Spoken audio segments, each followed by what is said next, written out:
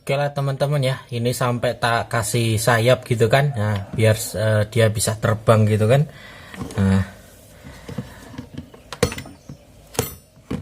Nah, oke teman-teman ya, jadi di video kali ini aku ada motherboard speaker aktif Polytron ya. Ini untuk tipenya ini.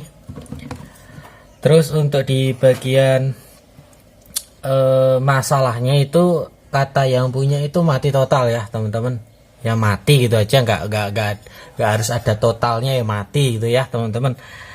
Nah setelah tak lakukan pengetesan, aku menemukan bahwa sebenarnya speakernya masih hidup ya, jadi dia masih normal, tegangan masih ada lah di sini dia. Tapi dia ini untuk di bagian modulnya ini ya, ini aku tadi sempat kewalahan buat bisa ngecopot displaynya ini ya. Itu dia mati ya teman-teman ya, jadi dia tidak muncul angka atau karakter apalah gitu kan ya di bagian displaynya ini. Nah setelah tak lakukan penelusuran ya teman-teman ya, pertama ketika aku ngebongkar di bagian sikringnya ini ya, sikring hot areanya ini dia udah dijamper. Nah ini sikringnya ya, 1,6 250 volt, mungkin nggak jelas. Ini dia putus ya, ini dia putus, terus dijamper kawat di bagian bawahnya. Nah sekarang dia tak kasih sikring tabung kayak gini teman-teman ya, sikring tabung kayak gini ya, jadi tak taruh bawah. Dia ini kapasitasnya 2 ampere ya teman-teman ya, yang dirasa 2 ampere ini aku rasa cukup lah teman-teman ya, karena cari yang 1,5 jelas gak ada, apalagi 1,6 gitu kan ya pasti sulit ya teman-teman ya. Nah, jadi ini aku pakai sikring 2 ampere dan aku solder secara langsung di bagian bawahnya seperti ini ya. 2 ampere cukup teman-teman. Kalau yang versi yang lebih besar 3 ampere aja teman-teman ya.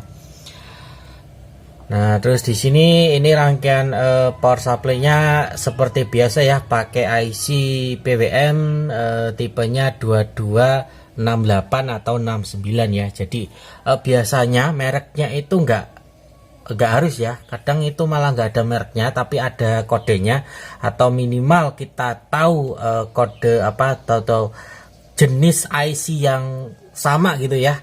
Jadi teman-teman yang belum tahu, ini biasanya pakai 2269 ya IC PWM ya, 2269 atau 2268 itu bedanya kecil sih, paling cuman fitur aja. Cuman kalau untuk kayak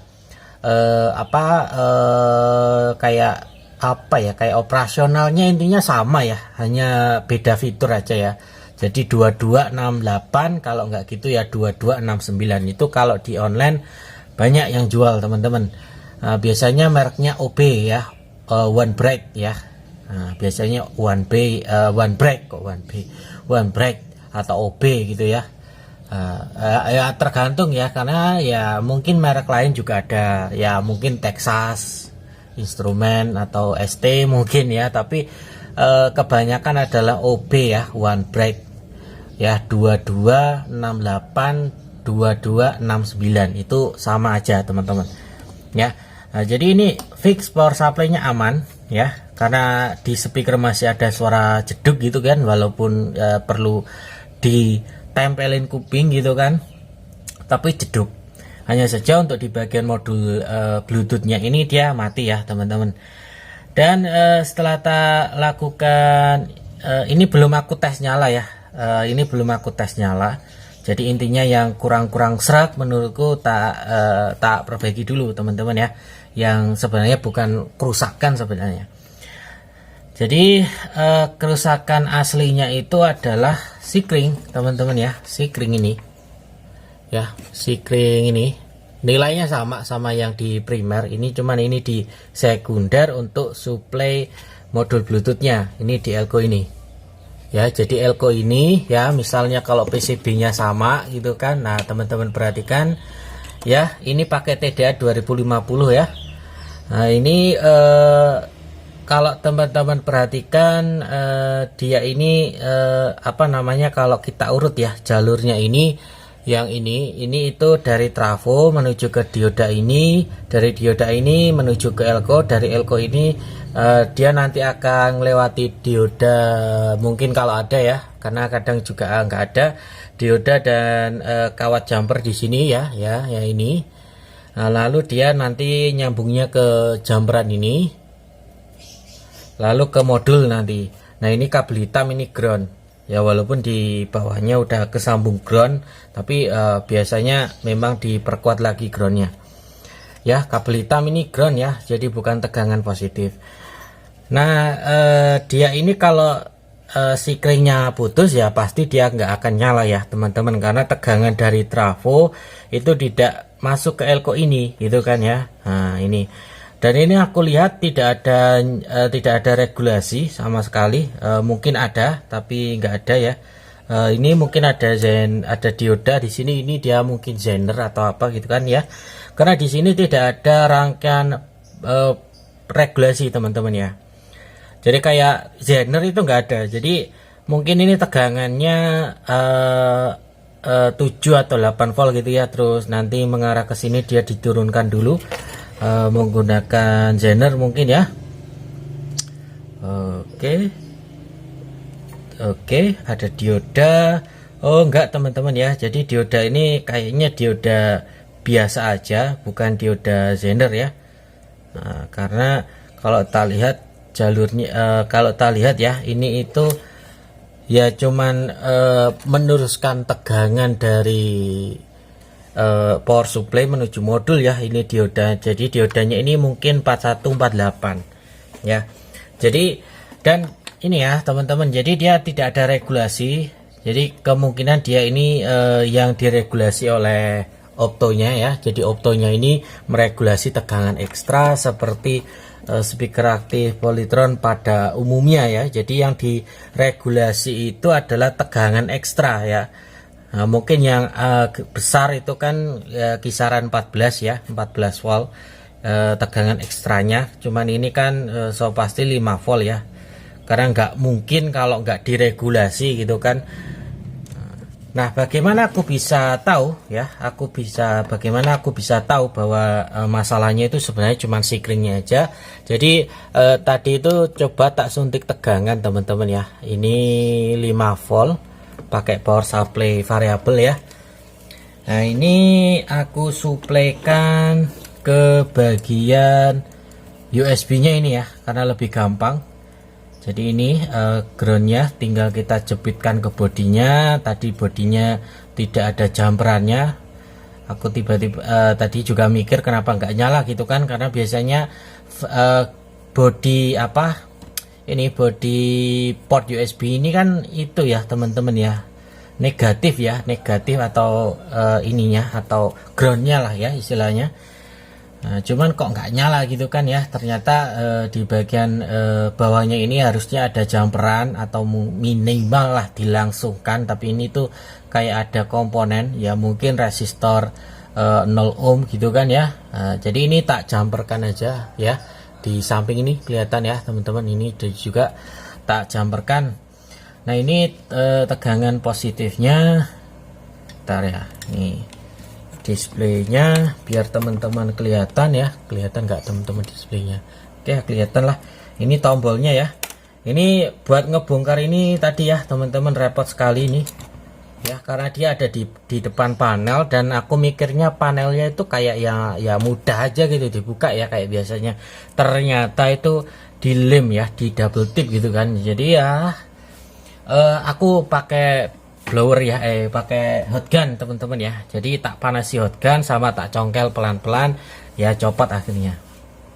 Buat ini, buat ngambil ini aja loh ya teman-teman, karena biar bisa ngetes secara langsung, nggak harus pasang bongkar pasang bongkar pasang box gitu ya. Nah, nanti kalau udah normal baru kita kembalikan semua. Kelihatan nggak teman-teman ya? Kelihatan ya teman-teman nih displaynya ya. Oke, oke ya, kelihatan ya. Mudah-mudahan kelihatan lah. Aku karena nggak begitu melihat layar HP, aku jepitkan langsung di sini dan teman-teman bisa lihat ya, displaynya nyala BT.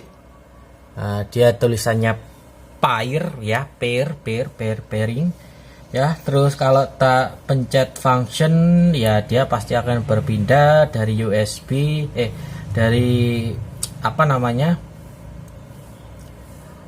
dari tadi ya, dari dari Bluetooth menuju ke fungsi yang lainnya ya. Jadi tadi kesentuh teman-teman. Jadi kalau kita sentuh pasti pengertiannya beda-beda ya. Nah ini kan tadi Bluetooth, nah nanti ada tulisan pair dan kadang ada suara mas-mas ya. Kalau Bluetooth, modul Bluetooth pada umumnya biasanya kan cewek. Ini ya, kalau Polytron itu biasanya cowok. Sangar gitu kan suaranya, kayak berat. Bluetooth mode mungkin ya, tapi bukan kayak itu. Pokoknya cowok biasanya kalau apa namanya, yang Polytron kayak gini ya. Cuman kadang juga nggak ada suaranya juga ada. Cuman hanya mengandalkan tulisan aja teman-teman ya. Nah, jadi AUX, Bluetooth, USB, karena ini nggak ada USB-nya jadi tertulis error. Ya terus ini line ya, line berarti main jack ya, main jack di depan ya. Line jack belakang teman-teman ya, di belakang box ya kalau line biasa tulisannya. Kalau ini jack 3,5 mili di depan box. Nah, seperti ini teman-teman. Nah, jadi dia hanya sikring aja teman-teman masalahnya ya. Ini sikring ini ya, sikring merah ini ya. Nah ini ngetesnya ya, ngetesnya gampang banget, cuman sikring gitu kan. Nah, kita pakai AVO, skalanya bisa ohmmeter, bisa continuity ya. Nah, kalau continuity itu bunyi buzzernya. Nah, ini kalau aku sentuhkan ke kaki sikringnya tadi, dia nggak bunyi ya. Nah, sekarang biar yakin, ini aku copot teman-teman. Nah, seperti ini ya. Ini dalamnya suka ada kayak pasir ya, kayak pasir di dalamnya ini. Nah, jadi seperti ini ya. Nah ini kelihatannya memang nyambung teman-teman ya, tapi ini tuh putus. Jadi kawatnya itu dia udah nggak nyambung loh, kelihatan nggak ya? Nah ini dia nggak nyambung ini teman-teman ya loh. Nah, jadi dia ini kawat terus dililit di sebuah benang tahan panas gitu ya. Ya nggak tahan panas juga sih ya, dililitkan gitu kan. Nah terus dijepitin di sini. Nah itu jadi sikring akhirnya. Nah ini untuk solusinya bisa teman-teman ganti kalau ada, kalau nggak ada ya bisa di jumper aja. Hanya saja saranku sih di jumper tak pakai resistor yang kecil nilainya, mungkin 0 ohm gitu kan ya, non SMD ya pastinya, karena di bawahnya ada jalur jadi nggak bisa yang pakai SMD.